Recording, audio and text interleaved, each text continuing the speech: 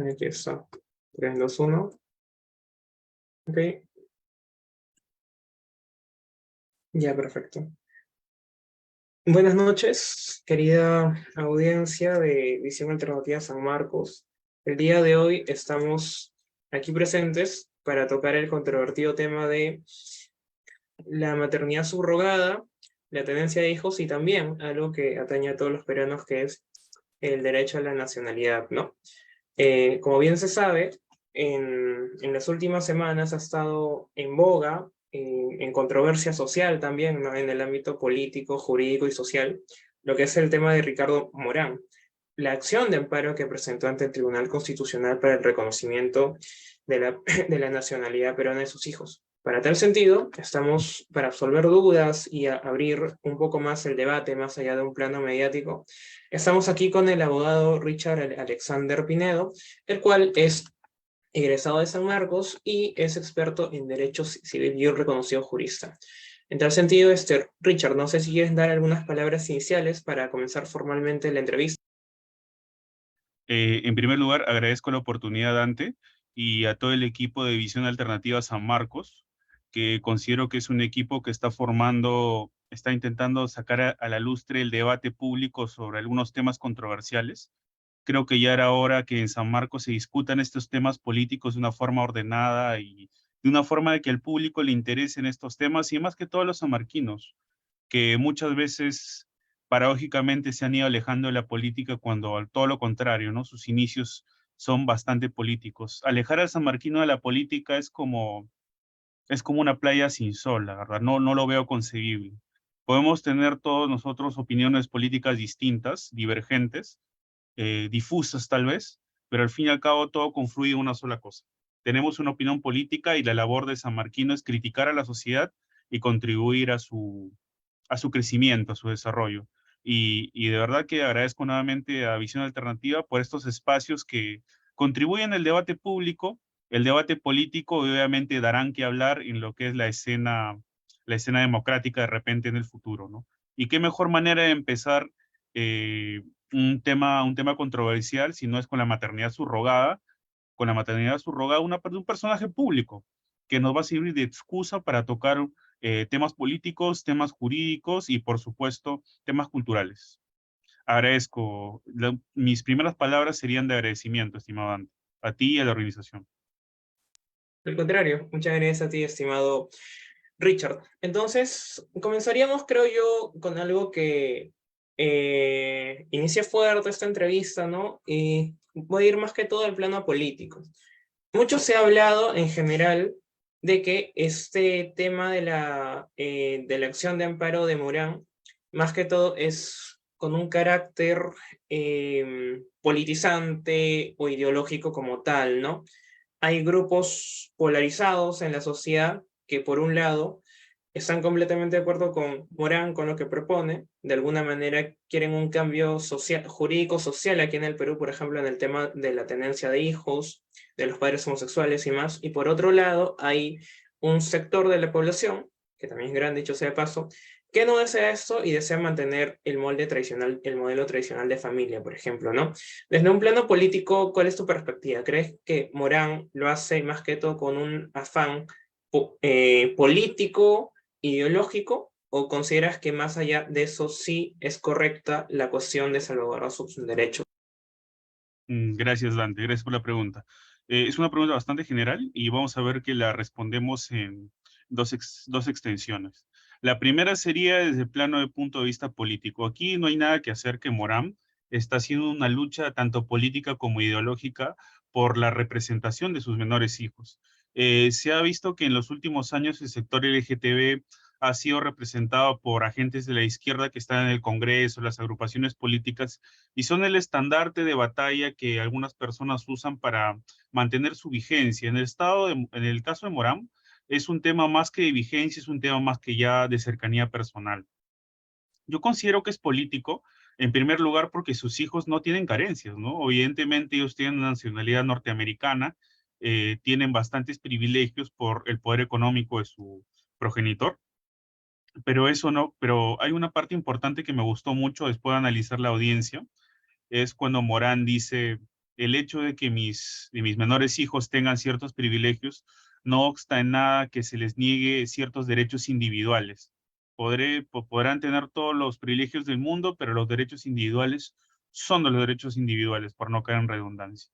Es una forma ya a punto de acabar la audiencia que él señala, ¿no? Cuestión no rebatida por los tribunos, pero que creo que cabe bien tener a colación.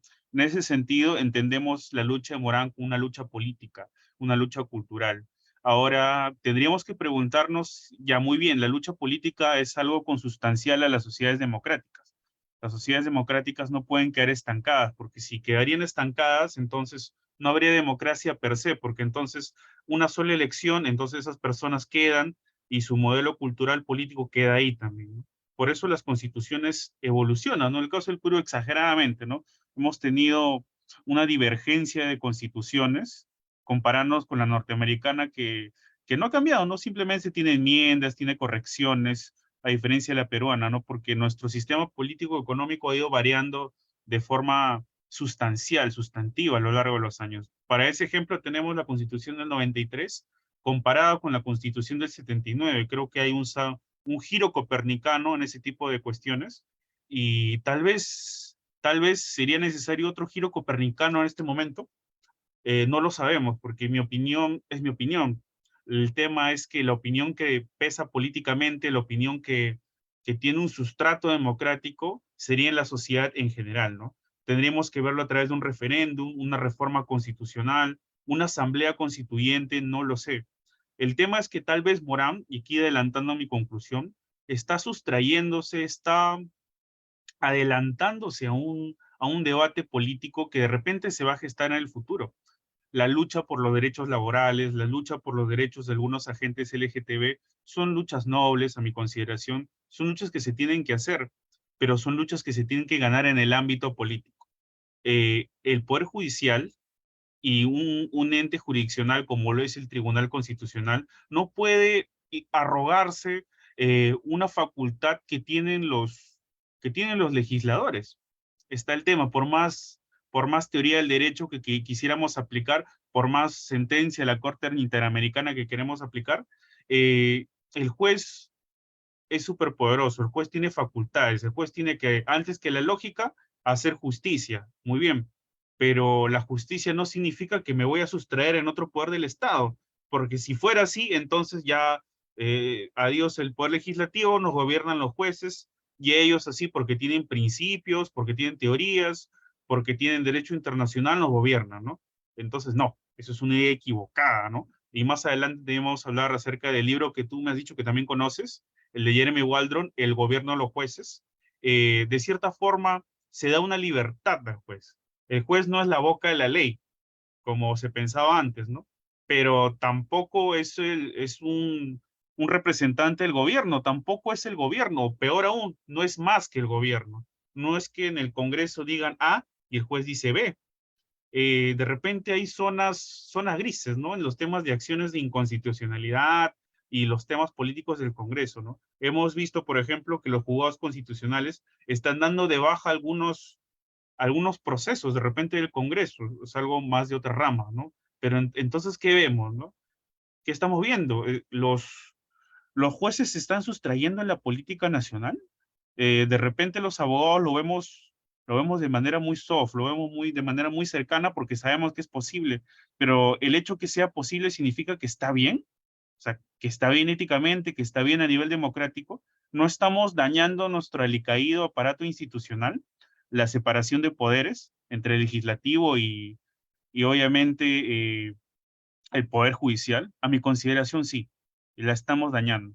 Y con este caso, que muy posiblemente va a tener una sentencia polémica, sino nuevamente histórica para el Perú, va a haber un antes y un después, ¿no? Va a haber la reconfirmación de que estamos en un estado de derecho en que las normas, mal que bien, son nuestras normas, o va a haber una forma de imposición a que los tribunos se pongan a ser los gobernantes del país, ¿no? Por más buenas intenciones que tengan. Eso sería para ir iniciando, Dante. O sea, considero que es un debate político que se está sustrayendo en el ámbito jurídico. El ámbito jurídico también tiene sus propias disquisiciones, sus propios sus propios debates, sus propios entremeses. Pero creo que estamos usando una vía, no sé si la palabra sería equivocada, pero estamos intentando adelantar un resultado que quizás sea en el futuro. Si por derecho constitucional algunos hablan acerca de la interpretación evolutiva de la Constitución, porque otros piensan de que nosotros tenemos un derecho, un solo derecho de familia, y ha sido el propio Tribunal Constitucional, por ejemplo, que ha reconocido que existen más modelos de familia. No se reconoce la familia común, la nuclear, la extensa, ahora se reconoce la familia ensamblada, uniparental, etcétera.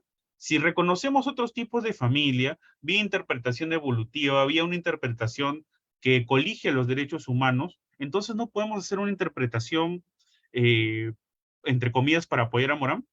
El tema es que no es una interpretación, el tema es que es directamente legislación. Tendríamos que legislar sobre algo que no está regulado. Y no me voy a llegar al simplismo de decir lo que no está regulado, no está. No, no es así. Creo que el debate es mucho más complejo que eso. Y bueno, más adelante vamos a ver, ¿no? Las aristas jurídicas, porque ahora estoy empezando con lo político, y lo político se está inmiscuyendo en lo jurídico. Estamos usando una vía que no es la competente para ver el tema, ¿no? De repente sí para Morán, porque él sí necesita justicia inmediata, obviamente, no está haciendo un amparo, está haciendo justicia inmediata, pero de repente para el país todavía no sé si es el momento, no me corresponde en todo caso a mí decidirlo, sino a la población, a través de un referéndum, una asamblea constituyente, o de repente un político que ponga a debate esa nueva forma de regular las teras, ¿no? La maternidad subrogada, que no es un debate de hoy, ¿eh? Es un debate de hace tiempo, pero todavía no se pone bajo la mesa. Y no sé si es preocupante o de repente esas voces políticas que supuestamente están perdiendo derechos todavía no llegan al legislativo. Es un tema polémico, sinceramente. Sí, de hecho, creo que arrancamos bien esta parte de la entrevista, ¿no? Porque tocar el tema político creo que es el tema más accesible en general, no tan técnico, claro está, para muchas personas que saben del caso, pero que no conocen más allá de lo que les dicen los medios de comunicación o lo que ven en redes sociales, ¿no? Justo ya que estabas entrando un poco al tema, me pareció un poco muy holística tu respuesta, ¿no? Sí. Hay, por ejemplo, justamente un tema social evolutivo acá, ¿no? De lo que se considera que, por ejemplo, Morán estaría atentando justamente. Algunos alegan de que Morán está atentando contra uno de los artículos del título preliminar, que es ir contra las buenas costumbres. No sé qué tan correcto sea eso ya cuando entremos a la parte netamente jurídica, pero sí me parece que hay una especie de negación por parte de algunos sectores en los cuales no desean tanto que se toquen estos temas sensibles. Por ejemplo, ¿no? Cuando algunos tribunos, algunos magistrados, mencionaban la ley positiva nada más, únicamente los que están en contra de Morán señalaban la ley positiva para ello, ¿no? Entonces ahí yo me pongo a pensar, pero si están señalando una ley positiva como resguardo o como argumento, están dejando de lado una parte evolutiva como tal, o sea, están atendiéndose netamente a lo que dicen la ley. No sé si tú consideras también de que, por ejemplo, ¿no? Este caso, más allá de ser polémico, puede ser aprovechado o puede ser una oportunidad para de alguna manera entrar a estos temas, a estos debates que son tabú. Por ejemplo, un tema que creo yo actualmente es muy tabú, es más allá del tema de la maternidad subrogada o los teras, es el impacto de la inteligencia artificial, o mejor dicho, de las tecnociencias en la configuración de lo que es el ser humano, ¿no? Sin irme mucho más allá del tema. ¿Consideras correcta esta apreciación de que el caso, más allá de todo, puede ser tomado como una oportunidad para entrar a debates modernos, o si se quieren, debates contemporáneos, o sientes que se va a quedar ahí en una simple sentencia y bueno, va a pasar al olvido? Gracias por la pregunta, Ante. Sí, claro que sí. Yo considero que este es el momento oportuno, ideal, de repente uno de los mejores momentos que hemos tenido en los últimos años para traer a colación debates contemporáneos. Yo creo que el debate no se puede acabar en simplemente no estar regulado y ya. Para ese entonces mejor no hacemos audiencia, todos en la casa, no hay ningún problema. Yo creo que esa no debería ser la respuesta de un tribuno. La respuesta de un tribuno tiene que tener una respuesta político, filosófico, moral y jurídica, obviamente. Algunas personas y algunos abogados mal, incorrectamente a nivel teórico y doctrinal. Consideran, por ejemplo, que la rama del derecho constitucional es una rama procesal más. Derecho administrativo, derecho penal, derecho laboral. Genial, así a demanda, contestación. Y no, gente, no. El derecho constitucional tiene un sustrato político, tan político que algunas flexibilidades procesales se dejan de lado justamente para traer a colación el tema político. El juzgado constitucional es justicia política prácticamente. O sea, si quieres, inclusive le puedes tomar al juez constitucional como si fuera un juez político. Pero el hecho que sea un juez político no significa que va a arrogarse la voluntad de un político. Son cosas medularmente distintas. O sea, es un juez político, sí, puede flexibilizar ciertas cuestiones procesales en pos de solucionar el fondo. Está bien, pero eso no significa que se sustraiga al tema político. Para traer un ejemplo, ¿no? Creo que es un poco más sencillo. Hace 2, 3 años aproximadamente, si no mal recuerdo, lo digo por mi práctica profesional, se agregó una disposición normativa acerca de la ley de tercerización. La ley de tercerización en nuestro país es bastante criticada porque algunos consideran de que es una forma de burlarse de la ley, una forma de que las grandes empresas no pongan en planilla a sus empleadores. El debate económico no me corresponde, eso le corresponde, por ejemplo, al Ministerio de Trabajo, que yo lo he hecho, por ejemplo, pero el tema va por lo jurídico. Se supone que se quiso mejorar esa alternativa. Y entonces el gobierno lo que hizo fue, bueno, entonces si estos empleadores son bastante procaces, son bastante despiertos para usar la normativa, para esquivar la norma laboral, ¿qué hacemos? Agregamos una norma que diga que las actividades principales del negocio no puedan ser tercerizadas. Ni siquiera lo han puesto así, lo han puesto núcleo, es un término complejo a nivel jurídico. Y lo que hicieron en la práctica fue eliminar la tercerización, porque todo el mundo tercerizaba ese tipo de actividades, entonces ya no hay tercerización. ¿Qué pasa? Entonces, se quiere arreglar un problema complicándolo más. Entonces, tenemos el tema, tienes un trabajo, mal que bien lo tienes, ¿no? Y tienes otro tema, no tengo trabajo. ¿Qué hizo en la normativa que tenía buenas intenciones? Todo sin trabajo. Entonces, ¿qué hizo la justicia constitucional? Algunas empresas, bueno, una empresa minera principalmente, decidió hacer un amparo y en ese amparo logró que la norma se inaplique. Se inaplique. Pero ¿qué pasa aquí? Lo que se inaplicó fue un agregado. O sea, frente a esa empresa, se inaplicó esa normativa anti-tercerización, que era un agregado a la ley normal de tercerización. Ahora, el tema polémico viene aquí porque no estamos en un tema que se agrega. La norma del Código Civil que has mencionado ya está ahí ya. La norma acerca de que la madre puede inscribir a sus hijos solamente con sus apellidos y no el papá, ya está ahí. O sea, no es que es una norma inaplicar, la norma ya está ahí, no se le ha agregado nada. El tema es que cómo inaplicamos una norma en conjunto, una norma que siempre ha estado en el ordenamiento jurídico. Dejamos sin legislación a todos por un caso en particular. No, complejito a nivel jurídico. Y ahora con respecto a lo que me mencionas, por ejemplo, el tema de las IA, eso tiene repercusiones económicas a nivel mundial. Ya hemos visto noticias de personas que se están quedando sin trabajo porque son reemplazadas por las inteligencias artificiales. Y eso merita una regulación desde el derecho laboral. No sé, dudo mucho que el Perú se adelante ese tipo de legislaciones, porque ni siquiera en los países desarrollados todavía están viendo bien el tema, porque ese tema es un tema complejo que merita una conferencia propia, creo, de tecnología y derecho, pero sería interesante de que haya ciertas regulaciones específicas o ciertos intentos de regulaciones generales, ¿no? Eso con el afán de que el ingreso de la CIA no nos atraque o no nos devore de pleno. En el caso de las teras, por ejemplo, tenemos la Ley General de Salud. La Ley General de Salud establece una disposición de puede, no que está prohibido o que está permitido, si uno puede.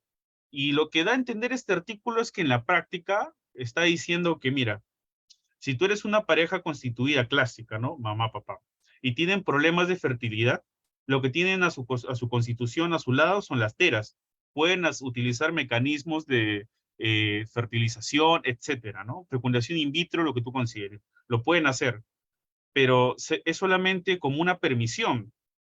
Es una permisión que no interviene en el tema del registro, etcétera, ¿no? Es una permisión alicaída, es lo único que dice nuestra normativa.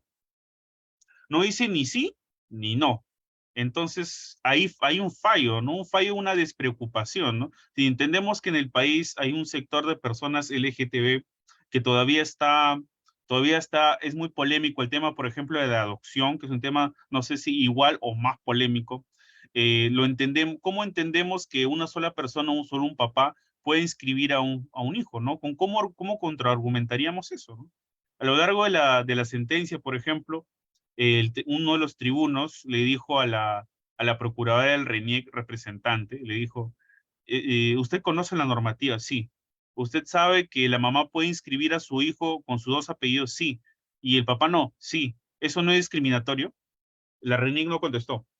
Habló de otro tema, ¿no? Habló de otro tema, pero no contestó.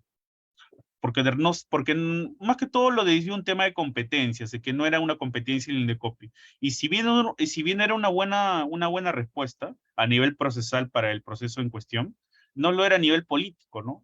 Si estamos cuestionando, si este es el momento para cuestionar esas instituciones que hemos venido arrastrando de forma arcaica de hace tiempo, ¿por qué este no es el momento para decir con todas sus letras, en todo caso, ¿por qué no se aplica al hombre? ¿Cuál es la ratio legis? ¿Cuál es la interpretación auténtica para que no se aplique al hombre? Lo más seguro es que digan por un tema histórico, ¿no? Las mamás siempre han tenido a sus hijos generalmente como padre y madre, siempre han sufrido abandonos, un tema más que todo histórico, ¿no? Y que tiene que ver, digámoslo así, aunado al tema de los derechos de la mujer. Pero la historia no es inmanente, la historia no es estática. Si entendemos a la Constitución como un todo que va evolucionando y que va reconociendo los derechos humanos, derechos constitucionales de la gente, por eso tenemos la cláusula abierta nuestra Constitución política, entonces, ¿por qué no decimos con todas sus letras que esa normativa, al hacer una diferenciación, de repente es inconstitucional, de repente no se debe aplicar al caso concreto? Yo creo que por ahí hubiera ido la argumentación de la abogada de Morán, que ha sido una interpretación más que todo de cajón desastre, ¿no? Mira el interés superior, que mira las sentencias de la Corte Interamericana. Yo considero que pudo ser mejor, ¿ah? Yo considero que pudo ser mejor. Pero nuevamente, y para terminar este punto de la falta de regulación, sí, efectivamente, este es el momento específico para debatir el tema de la falta de regulación. Aquí decimos de frente, mire, usted tiene razón, pero no lo podemos hacer porque no somos el Congreso, así literal, para que lo entienda la gente. Usted tiene razón, señor Morán, mm, jurídicamente tiene razón, pero nosotros no somos legisladores, nosotros no somos el Congreso, no somos el presidente. No podemos hacerlo porque si lo hacemos, nos sustraemos en otro poder del Estado. Así de simple. Y seguramente lo va a decir con otras disquisiciones, con otra verborrea seguramente, o de plano va a decir otra cosa, pero debería decir, ¿no? En sinceridad. O de frente va a declarar su infundada por el principio de legalidad, etc, etc. Sería decepcionante que lo haga en el segundo sentido, y creo que va a ser así en el segundo sentido de lo que hemos visto en los tribunos. Todos tienen una posición bastante conservadora y de cierta forma el TC es un reflejo, ¿no? De nuestra justicia, una justicia entre comillas más, de momento al menos conservadora comparado con el anterior TC, que era más progresista, seguramente te habrás dado cuenta, recontra más progresista. Entonces, este es el momento para hacer ese debate, no solo por esto, ¿no? Sino que espero que haya otras iniciativas constitucionales para ver, por ejemplo, el tema de las IA y, ¿por qué no?, el tema de las teras, pero ya como un asunto específico aparte, ¿no? No sé cómo lo ves tú, Dante. De hecho, dijiste algo correcto que yo también estaba pensando, ¿no? Ya que mi rama es constitucional em, viendo la argumentación de Tixe, ¿no? Cuando él decía, pero ¿qué se va a amparar acá? O sea, ¿cuál es la necesidad, cuál es la urgencia? Y mencionaba, ¿en dónde está la normativa constitucional para que proceda el amparo como tal? Y el abogado de Morán, creo yo de manera muy extravagante, ¿no? Decía, no, pero la dignidad del ser humano, los derechos fundamentales, es como que son generalidades que no ayudan en nada. Y creo que aquí ya podemos entrar una vez, o sea, de manera más concreta al plano jurídico. A mi perspectiva, comparto tu opinión, ambas argumentaciones estuvieron muy mal. Yo al inicio me inclinaba más por los magistrados, pero viendo la audiencia completa como que como tú me dijiste antes de iniciar, ¿no? Parecía un tipo de barriada, confrontación de manera directa, no tantos argumentos. Y hubo dos cosas que me llamaron la atención, que voy a dividir aquí en mis preguntas. La primera es cuando Tic se dijo erróneamente, ¿no? Pero la maternidad subrogada está prohibida. Y el abogado de Morán respondió, no, no está prohibida, no está regulada como tal. Yo hasta donde tengo entendido, las cuestiones de las telas, como tú lo mencionaste, están en la Ley General de Salud, si mi memoria no me falla. Así es. Entonces, mi pregunta ya netamente jurídica va aquí. Según tu perspectiva civilista, más que todo, ¿no? ¿Se podría hacer una interpretación un poco extensiva del derecho de maternidad subrogada o sería ya muy relativo, por así decirlo, muy extensivo? No tiene pies ni cabeza hacer una interpretación de un derecho a la maternidad subrogada, desde tu No, punto de lo que vista. pasa, mira, en primer lugar hay que entender el concepto de interpretación, ¿no? Ya lo decía Emilio Betti, ¿no? El concepto de interpretación es desentrañar el significado de una norma jurídica. Lo que tenemos en la Ley General de Salud es una disposición que permite el uso de las teras para apoyo a familias constituidas. Es lo que dice literal. Es un apoyo, ¿no? Es un apoyo, pero en ningún momento habla acerca de inscripciones en RENIEC, en ningún momento habla sobre reconocimientos de derechos, en ningún momento habla sobre reconocimiento de nacionalidad, en ningún momento habla acerca de la posibilidad de que se pueda inscribir a una persona solamente con los apellidos del padre, porque el tema es bastante complejo tanto a nivel jurídico y a nivel cultural. Ese es un tema. Entonces, no cabe una interpretación extensiva porque no hay algo que interpretar. O sea, lo mucho tendríamos que interpretar eso y decir, no, se aplica para este, para el otro.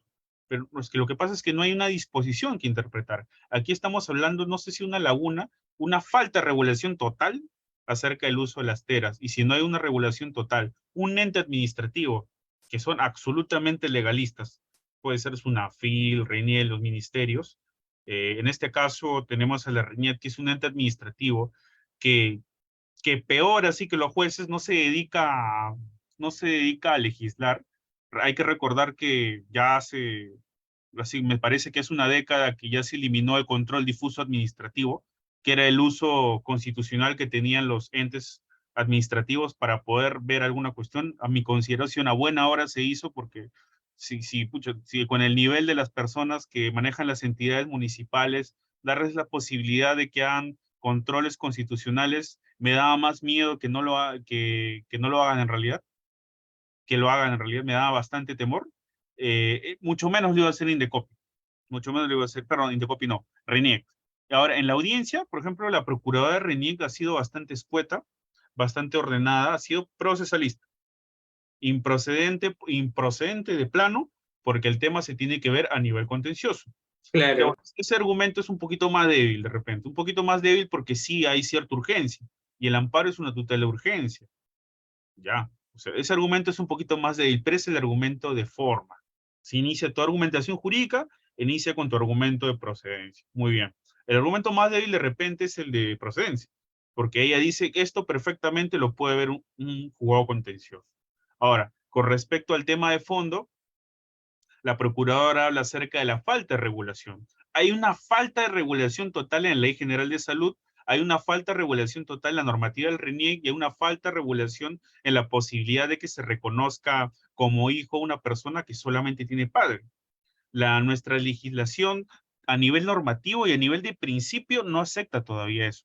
Hay que recordar que, bueno, y esto va a ir adelantando de repente lo que vamos a hablar acerca de buenas costumbres y orden público. Yo creo que sonaría y es bastante discriminatorio pensar de que una persona LGTB, una persona que ha utilizado teras como Morán, es un atentado contra las buenas costumbres pensar que no, que pueda inscribir a sus hijos. Yo creo que es bastante, ¿cómo decirlo?, osado mencionar eso, ¿no? El tema va más que todo por orden público. Y mal que bien, nosotros tenemos un orden público que todavía semi-conservador, ¿no? Que si bien es cierto, se reconocen ciertos tipos de familias nuevas que han surgido a lo largo de los años, todavía no se concibe el tema de repente inscribir a dos mamás, de repente inscribir a dos papás. Eh, Todavía no se hace eso porque es un asunto netamente legislativo. Por eso no se hace. Entonces, si no tenemos algo en la legislación, ya sea de principio siquiera, y nuestros principios dicen que el menor tiene, entre comillas, el de un derecho a una familia, y esto es un argumento más conservador, ¿ah? Y no quiero que lo tomen como una interpretación mía, ¿no? Pero lo que dicen es que el menor tiene el derecho tanto a un padre y una madre. Entonces estamos hablando que de momento, para nuestra constitución actual, sería imposible reconocer o tener la viabilidad de que dos menores de edad tengan un solo padre como único o tengan dos padres o madres, porque la constitución no lo permite, por un tema de cultura. Esto es polémico, de repente para algunos podría ser debatible, tú con toda la razón, pero de momento no se permite, porque esa es una labor política, es una labor social, ¿no? No sé qué opinas tú. De hecho, no recuerdo en qué sentencia, pero justo leyendo algo de Constitución Económica, mencionaba una sentencia del Tribunal Constitucional en la cual decía que el prohibir algo, al menos un negocio, por ejemplo, la venta de bebidas alcohólicas en Semana Santa, simplemente por el hecho de atentar contra las buenas costumbres, es absurdo, y se debería reemplazar este artículo, el título preliminar, por simplemente un aspecto de legalidad y no daño a terceros nada más, ¿no? Pero creo que eso escapa más allá de, aunque a mí no me convence, no me acaba de convencer el de no, solamente no por las buenas costumbres, es como esta descripción o este cambio de sexo, es cambio de identidad de un hombre a una mujer que le declararon fundada, si no me equivoco, el año pasado, no sé cuándo es, no, infundada, perdón, en el Tribunal Constitucional, y ahí también en cierta manera creo que invocaba la cuestión de las buenas costumbres, ¿no? No recuerdo exactamente, soy malo por el tema de los expedientes como tal, ¿no? Pero es algo que cae en subjetividad. Y sí, yo creo que son argumentos muy débiles y al mismo tiempo argumentos que denotan la falta de razonamiento jurídico, la falta de interpretación jurídica, porque solamente se están basando en el derecho positivo, en la ley positiva, y no están yendo más allá de, ¿no? Solamente porque no se puede inscribir, porque la normativa no lo regula, o porque está en el título preliminar o algo parecido, no está permitido.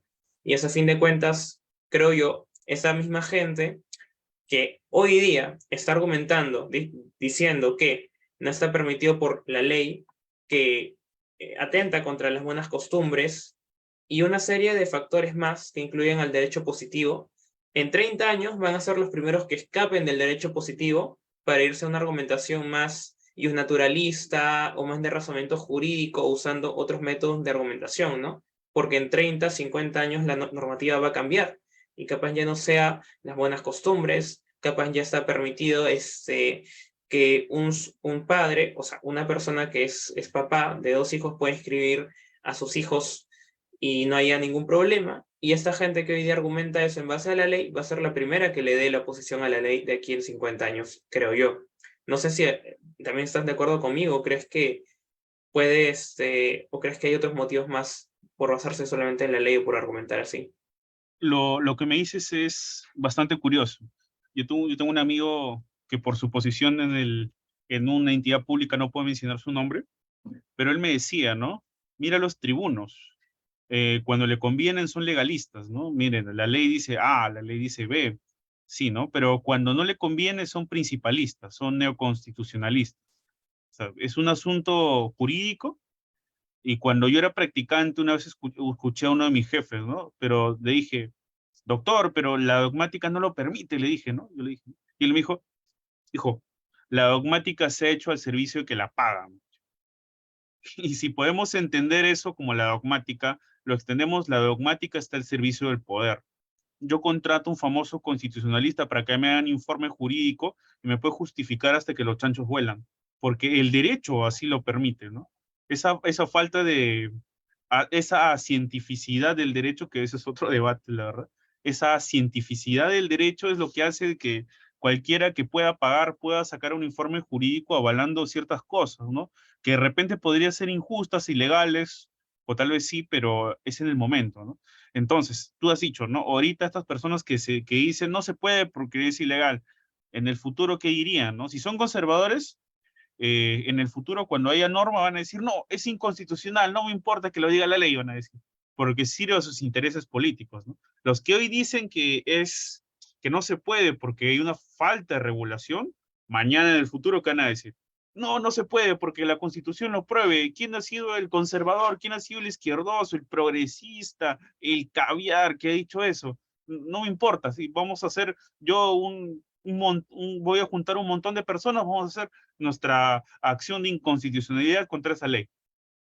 Que lo pueden hacer, ¿eh? Porque al fin y al cabo es un tema político-jurídico. Entonces, vemos, ¿no? Ese doble rasero que tenemos. Doble rasero. El debate es doble, es en dos fueros, el jurídico y el político, al menos de momento.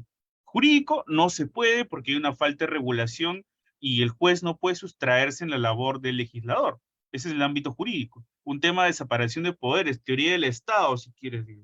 Ahora, en el plano político, si una persona quiere logros, entonces tiene que trabajar políticamente. No, no puede utilizar el rubro jurídico para amparar a lo que no está regulado, que todavía no está regulado, que todavía no está reconocido por la comunidad democrática. Las 8 horas, los derechos laborales, las nuevas normas de pensiones, etcétera, son normas que literal han caído con sangre. Y con eso no estoy diciendo que el reconocimiento de los menores también caiga con sangre, pero tiene que haber una nueva lucha política.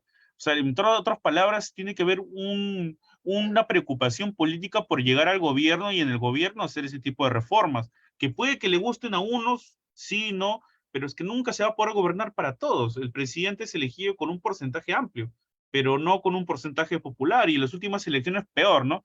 Que hemos estado así, son presidentes que se han elegido por minorías prácticamente, o sea, por pedazos del Perú. Entonces, tenemos presidentes no populares, tenemos un pueblo permanentemente descontento. ¿Qué hacemos? Entonces, es imposible, ¿no? Hay otros que dicen, ¿no? Esto es un tema de repente más de tu rubro, del tema de ciencia política, ¿no? Dice, pero el presidente, ¿por qué está ahí? Si la gente no lo quiere. Pero es que no se entendía la política. Si ha ganado una elección y ha habido un golpe de Estado, por ejemplo, tiene que quedarse ahí porque constitucionalmente dice que tiene que terminar el gobierno. Nos gusta o no, ha sido elegir una elección aparentemente democrática. Entonces no funciona de que un día me gusta el gobernante de turno y mañana no. Entonces, porque la voluntad del pueblo dice algo, ¿no? Y también tendríamos que entender que se entiende por voluntad, ¿no? De repente los académicos pueden dar una cuestión. La voluntad del pueblo dice que ya no, entonces no funciona así, ¿no? Igualito pasa aquí, igual pasa acá. Quienes van a decidir en última instancia y quienes van a decidir lo que es el tema de la sentencia, seguramente, y creo que es obvio para todos que van a declarar infundada la demanda, ¿no? Es evidente para todos que van a declarar Sí, infundada la demanda, Dante, y definitivamente, o sea, yo estoy seguro que va a ser infundada la demanda, eso es uno.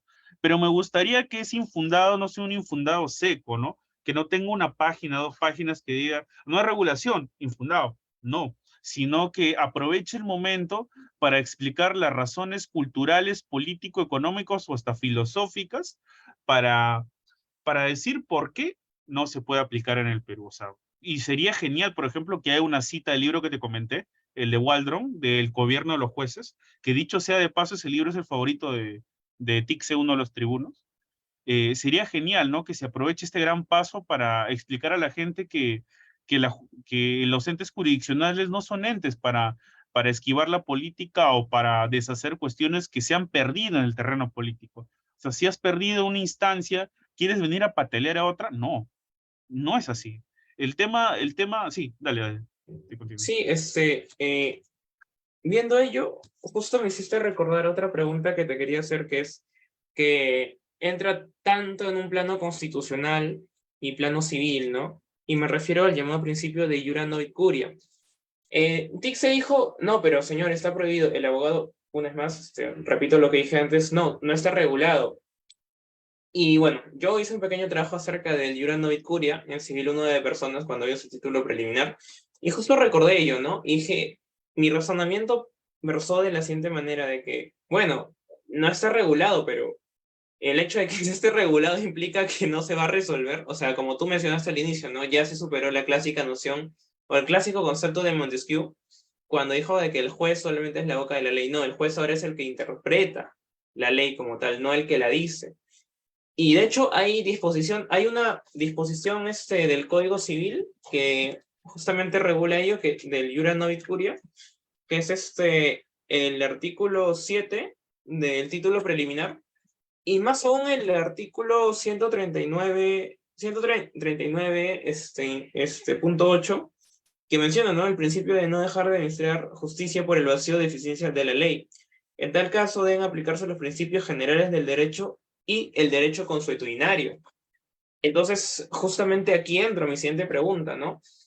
Eh, en caso se declare infundada la demanda, yo creo que sí, todos, al menos uno, que creo que es el juez César, no recuerdo su nombre, pero uno sí se mostró un poco a favor de declararla fundada. Eso no vendría a ser un poco contradictorio en el sentido de que no es, ok, no está regulada, pero el hecho de que no esté regulada implica, bajo el principio de libera novit curia, que incluso podemos argumentar, podemos decidir en este caso qué hacer a pesar de que no esté regulado.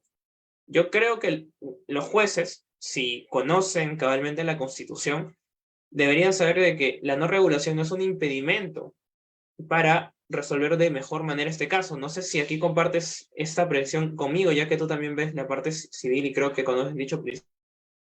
Por supuesto, Ante, gracias por la pregunta. Sí, efectivamente, creo que es un simplismo, es una manera bastante fútil de esquivar el debate, decir simplemente no está regulado y ya se acabó el debate, no. Y yo espero que así no salga la sentencia, ¿no? Porque sería un mal precedente para el Tribunal Constitucional que tenga una oportunidad tan genuina, tan, tan visceral para poder hablar acerca de este tipo de cuestiones en el que se respeta tanto el ámbito político como el jurídico y lo menoscabe a simple y llanamente una falta de regulación. Es que lo que pasa aquí, el iura novi curia, por ejemplo, como principio jurídico, los que estudiamos alguna vez derecho, conocemos de que es una institución procesal en el que el juez puede adecuar tu petitorio si es que lo has dicho mal por un tema, por un error de repente, ¿no? Quisiste decir, por ejemplo, por lo posible puede arreglarte el tema del derecho aplicable porque el juez conoce el derecho. No hay ningún problema por eso. Pero lo que no puede hacer es cambiar tu pretensión, porque ahí sí estaría cambiando todo el tema. Pero ese es el punto de vista procesal. El punto de vista procesal, el juez puede apoyarte aplicando el derecho que corresponda. Por ejemplo, no sé, querías nulidad, dijiste el artículo 1321, ya te lo cambia el de nulidad porque el juez conoce el derecho. O a lo mucho tú dices los hechos y el juez te aplica el derecho o al menos hay un resquicio más o menos de lo que quieres pedir en tu pretensión. Ahora, el tema con el derecho constitucional es un tema, un caso especial.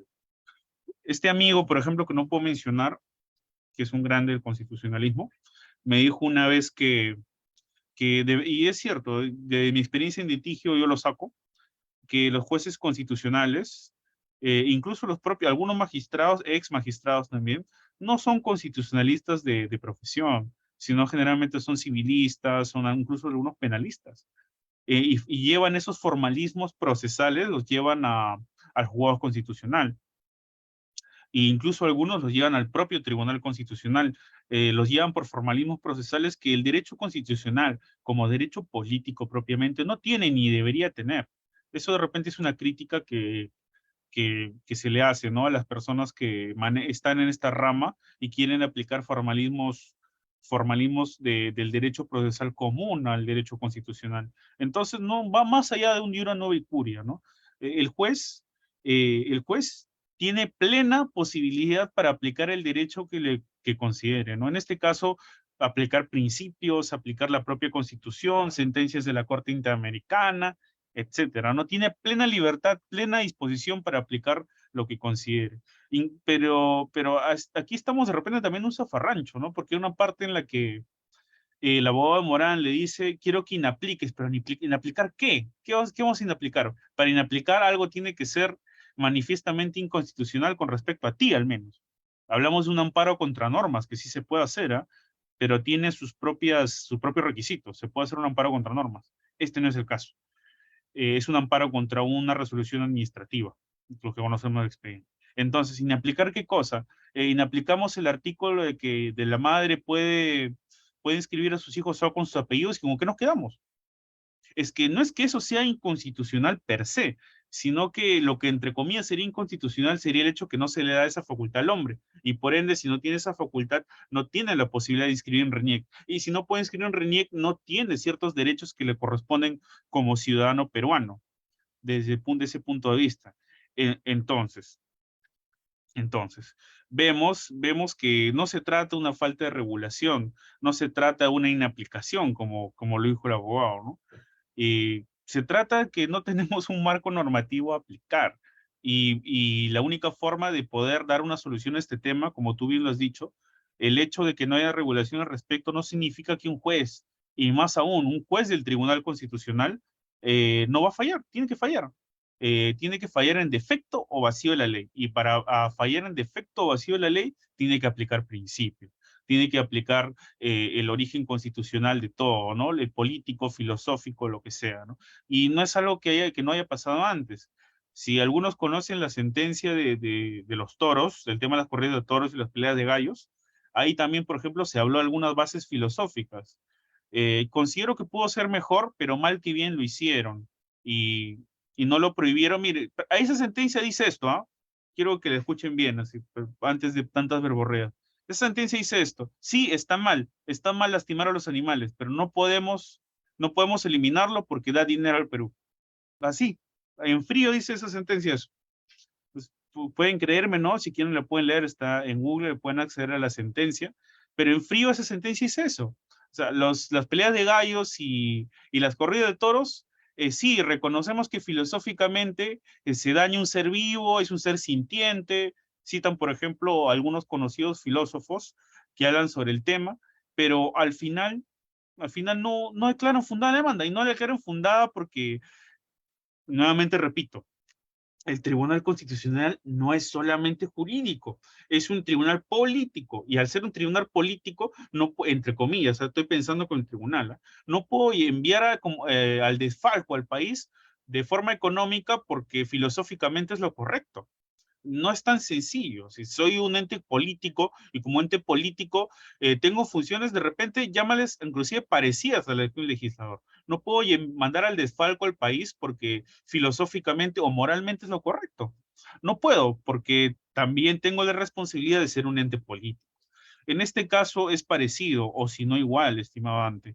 Lo que pasa es que tengo la posibilidad de simplemente, no sé, decir es inconstitucional y yo te ordeno reniegue, no me interesa lo demás, quiero que le inscribas a los menores.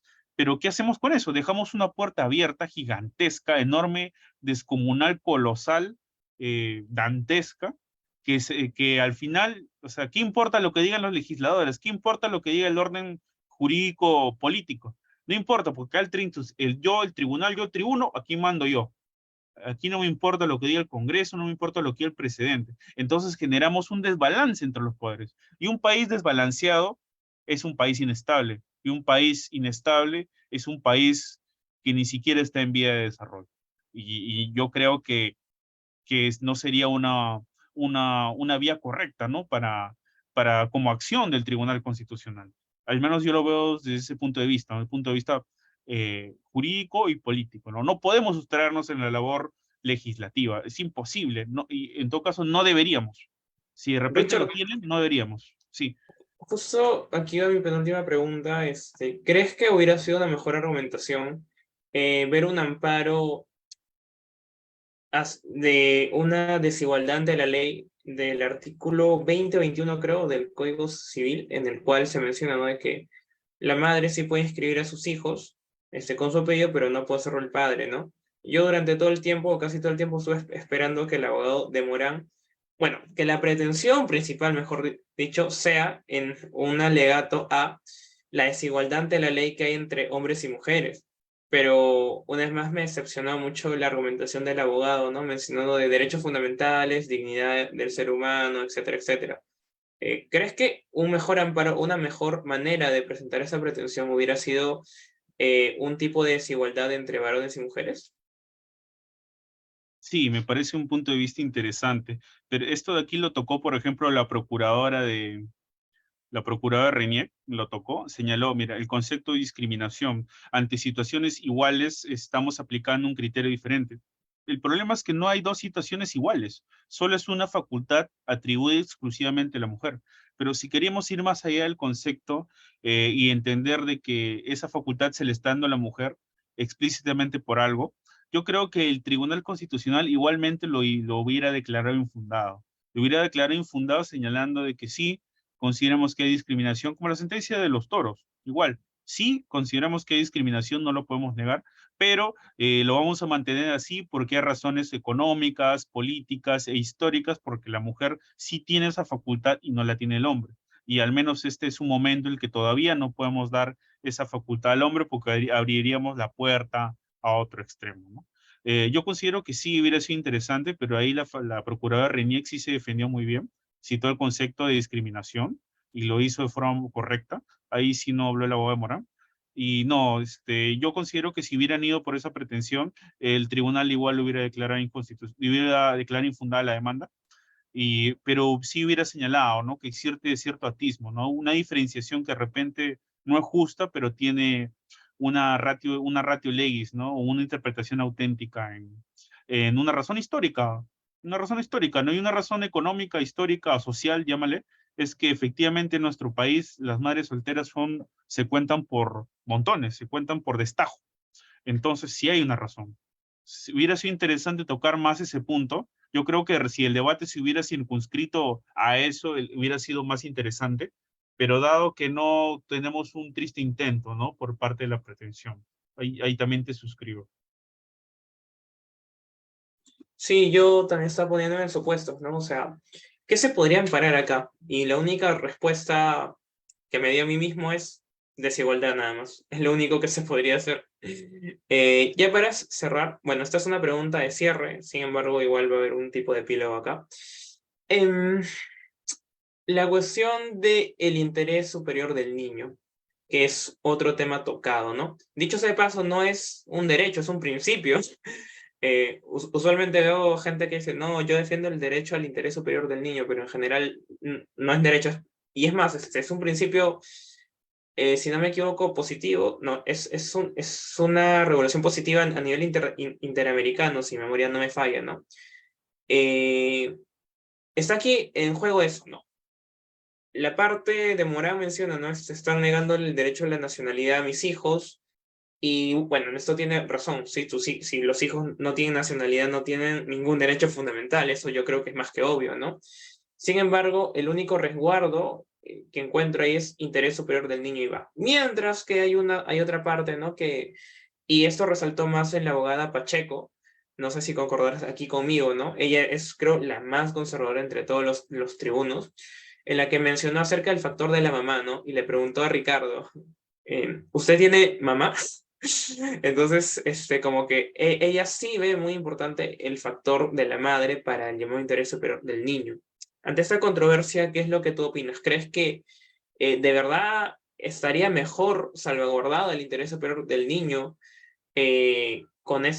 con Morán teniendo acceso a la nacionalidad, sabiendo que hay una parte política detrás? ¿O este resguardo se da de mejor manera con una sentencia infundada, que declara infundada la demanda de Morán, pero al mismo tiempo se enfoca en que sí o sí debería haber una mamá? No, ahí sí, yo también vi la audiencia y sí se notó de repente el conservadorismo, ¿no? La tribuna. Y está bien, ¿no? Son sus propias creencias, sus propias disquisiciones personales. El tema está en que si hablamos de teras, no hablamos de tecnología.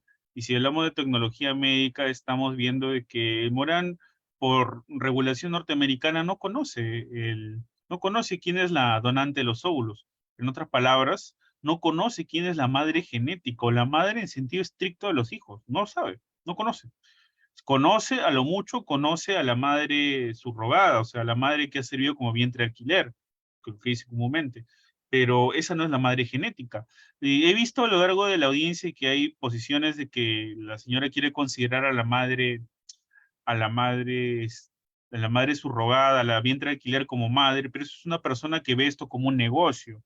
Y aunque suene algo de repente muy frío para nuestra legislación, ya en Estados Unidos, Norteamérica, se aplica con total naturalidad. Incluso aquí en Perú también, obviamente a falta de regulación, ¿no? Solamente que aquí en Perú no hay ese problema porque el vientre de alquiler da al menor y hay una familia constituida que le da sus nombres y apellidos, ¿no? Y al fin y al cabo siguen siendo los padres genéticos. Lo que pasa aquí es que sí, ahí considero que hay una falta de costumbre, ¿no? Del tribunal, de un tribunal por atenerse a temas tecnológicos que de repente rebasan lo jurídico. El derecho es dinámico, no es estable, no es inmanente en el tiempo. Si entendemos que las sociedades evolucionan, tú podrás decir que evolucionan para bien o para mal. Eso no nos corresponde jugar, porque corresponde a nuestros gobernantes o a la sociedad democrática en general.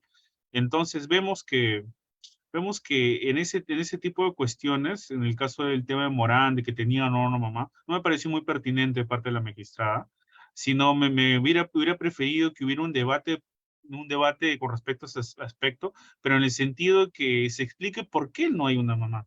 No hay una mamá en el sentido estricto porque la legislación norteamericana sí lo ampara, y entonces difícilmente vamos a poder aplicar ese criterio norteamericano aquí en el Perú, donde, para empezar, no se regula la maternidad subrogada. La Ley General de Salud parece entender que la madre vientre alquiler sería la madre para registros. Inclusive, en algunas partes de la audiencia se da a entender de que, bueno, pues no te hagas problema y pon a la mamá como el vientre alquiler, ¿no? Y que la firme ella y todos felices, ¿no? Pero no es así, no puedes imponerle a una familia a una persona, ¿no? No puedes imponer una familia a dos menores de edad que, si bien es cierto, tienen nacionalidad norteamericana, eso no los hace esquivos a algún derecho. Ya, como extranjeros tienen derechos aquí en Perú, obviamente tienen derechos limitados a los que tiene un peruano, ¿no? No podrían ser presidente, entonces son derechos bien específicos. El tema va que sí tienen derechos fundamentales, ¿no? Y otro argumento de la audiencia era, ya, pero ¿qué te haces problema, Ricardo, si tienen todos sus derechos, tienen todos sus privilegios? Sí, pero como lo he dicho al inicio de esta ponencia, ¿no? Sí, muy bien, pero eso, el hecho que tengan ciertos privilegios no obsta a que tengan sus derechos como ciudadanos peruanos, porque yo soy peruano y así tendría que ser, tanto a nivel moral como político, ¿no? Y entonces vemos nuevamente que el tema de la madre pasa a un segundo plano.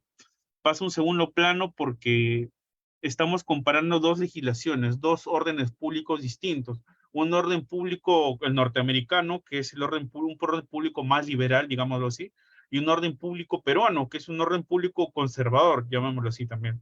Entonces, el choque, el encuentro de estos dos órdenes públicos hace imposible que la pretensión de Morán sea amparada, ¿no? O que su sentencia sea clara fundada. Por más argumentos de derecho que tengan, si todavía no rebasan el espectro de lo político, su sentencia no va a ser declarada fundada, ¿no?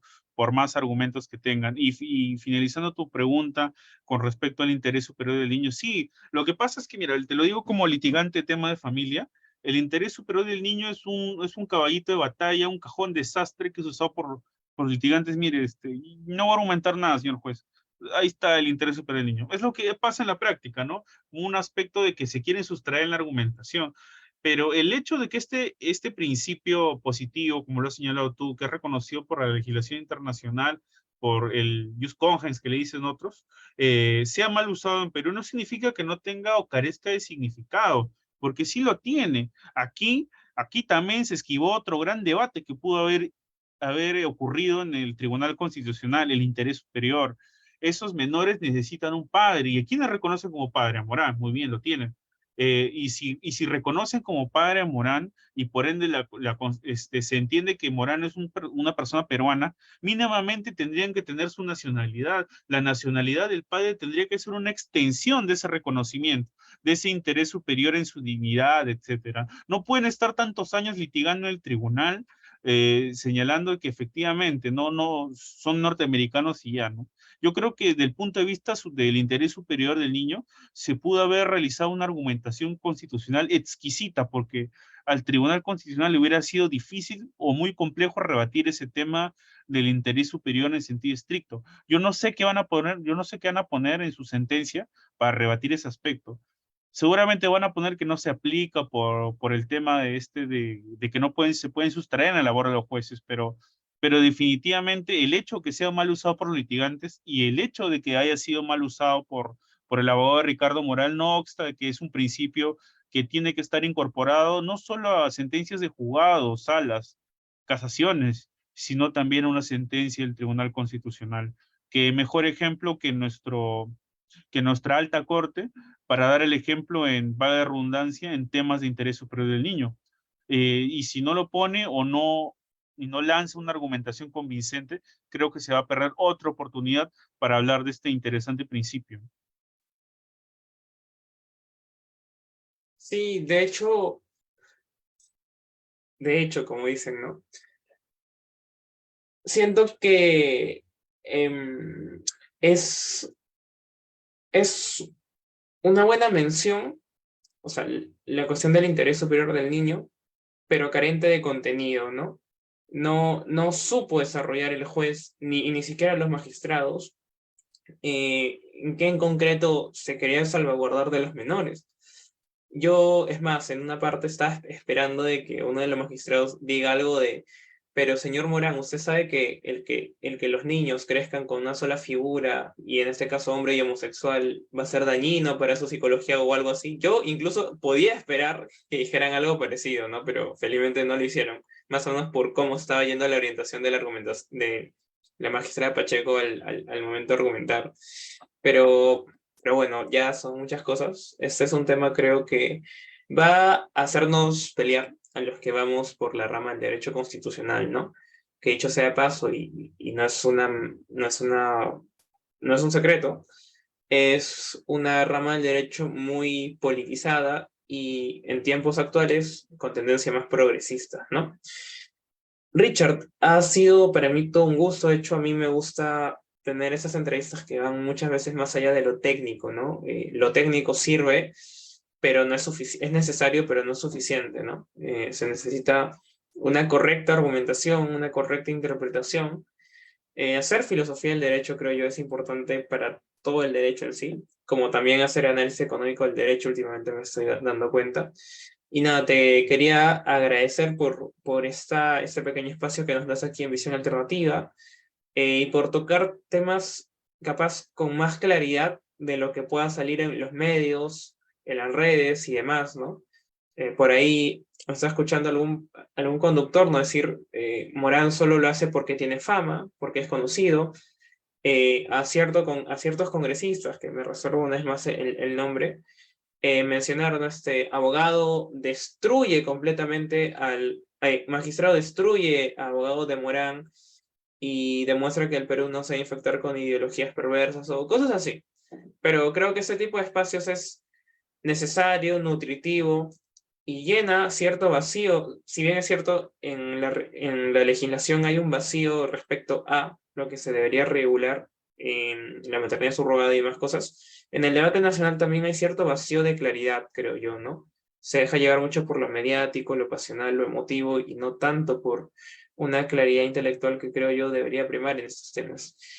No sé si tienes algo para finalizar esta entrevista, algunas palabras. Y gracias, Dante, por nuevamente por la oportunidad en Visión Alternativa. Yo creo que tocar estos temas polémicos es importantísimo, no solo para los sanmarquinos, sino para la sociedad en general. Eh, Desde siempre San Marcos ha realizado la pauta en el debate nacional y eso es, creo, algo que nunca, nunca se debe perder. San Marcos tiene que ser protagonista y nosotros como estudiantes, como egresados, como profesionales egresados de San Marcos, tenemos que dar la talla no solo a nivel político, sino con nuestras críticas o con nuestro aporte, ¿no? A la sociedad, ¿no? No vale la pena estar critique y critique, ¿no? Si no tenemos un aporte a la sociedad en su conjunto. Y me alegra que iniciativas como Visión Alternativa San Marcos contribuyan a ese esclarecimiento de las ideas, ¿no? O vayan con una posición firme que se contraponga con otros grupos de la no solo de la Facultad de Derechos, ¿no? Sino también con otros grupos de San Marcos en general. Quiero finalizar mi exposición señalando lo siguiente, un síntesis, ¿no? El tema es que a nivel jurídico existen argumentos interesantes para dar por fundado el pedido de Ricardo Morán. Tenemos el tema de interés superior del niño, tenemos el tema de igualdad, tenemos el hecho de que por más que tengan la nacionalidad norteamericana, tiene el derecho por su padre de tener una nacionalidad peruana, lo tienen. Ahora, tenemos eso, una contraposición con el derecho nacional, que no es un tema de inaplicación, sino una falta de regulación. No está ni prohibido, no está prohibido ni permitido. Y el hecho que no esté prohibido ni permitido no significa que no hay un debate, sino significa que dada la actual situación de nuestra coyuntura política, económica y social, no se permite esto. No se permite, y si no se permite, mal harían los tribunos del Tribunal Constitucional en sustraerse a la labor del juez, no, en sustraerse a la labor del legislador. Entendemos por esto, ¿no? Ya hay un famoso filósofo y profesor de Derecho, Jeremy Waldron, que hablaba acerca del control del gobierno de los jueces. Los jueces no gobiernan, pues los jueces hacen justicia, aplican los principios, pero no se sustraen en la labor del legislador. Entonces, sería un presente peligroso que se consiga en el ámbito jurídico lo que se debió luchar en el ámbito político. Sería un presente peligroso. Los jueces no gobiernan, no deberían gobernar, aplican la ley, aplican los principios, hacen interpretaciones, son el alto tribunal. El Tribunal Constitucional es una alta corte a nivel de nuestro país, pero nuevamente, no se puede, no se puede utilizar la justicia de los órganos jurisdiccionales para suplir cuestiones que aún no se ganan en el ámbito político o han sido derrotadas en el ámbito político. Cada sociedad tiene un tiempo, cada sociedad tiene su propio esquema, ¿no? Vamos a avanzar de repente a paso lento, pero vamos a avanzar, ¿no? Y mi posición de repente será polémica, ¿no? Porque de repente doy a entender bueno, de repente haber una falta de justicia o un estatismo, no, es todo lo contrario. Pero la lucha no le compete al ámbito jurídico, sino le compete al lado político. Y esa es mi posición desde el punto de vista netamente como opinión política, ¿no? El ámbito jurídico creo que es más técnico todavía. Eso diría para ir finalizando, Dante, y nuevamente agradecerte a ti y a todos los amigos de Visión Alternativa San Marcos por esta oportunidad. Yo como sanmarquino siempre agradecido y siempre acá dispuesto para los debates en San Marcos. Al contrario, Richard, muchas gracias a ti. Me disipaste algunas dudas que podía tener capaz a nivel técnico, ¿no? Que pienso usar de manera práctica y también me ayudan en la formación como estudiante de Derecho y no simplemente de leyes, ¿no? Estimados amigos de Visión Alternativa, eso sería todo por esta ocasión. Y no se olviden que van a venir próximos eventos en San Marcos. Ya estaremos haciendo el anuncio específico en redes sociales. Solamente ello. Muchas gracias y hasta pronto.